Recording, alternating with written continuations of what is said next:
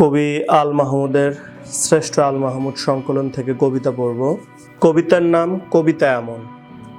কবিতা তো কৈশোরের স্মৃতি, সে তো ভেসে ওঠা ম্লান আমার মায়ের মুখ।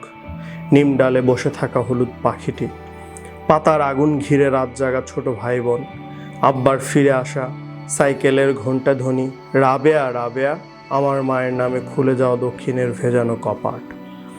কবিতা তো ফিরে যাওয়া পার হয়ে হাঁটুজল নদী, কুয়াশায় ঢাকা পথ, ভোরের আজান কিংবা নাড়ার দহন, পিঠার পেটের ভাগে ফুলে ওঠা তিলের সৌরভ, মাছের আষ্টে গন্ধ, উঠোনে ছড়ানো জাল আর বাঁশঝাড়ে ঘাসে ঢাকা দাদার কবর।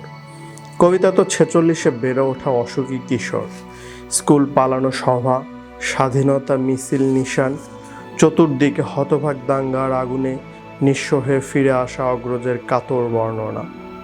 কবিতা চরের পাখি, কুড়ানো হাঁসের ডিম, গন্ধ ভরা ঘাস, ম্লান মুখ বউটির দড়ি ছেঁড়া হারানো বাছুর, গোপন চিঠির প্যাডে নীল খামে সাজানো অক্ষর।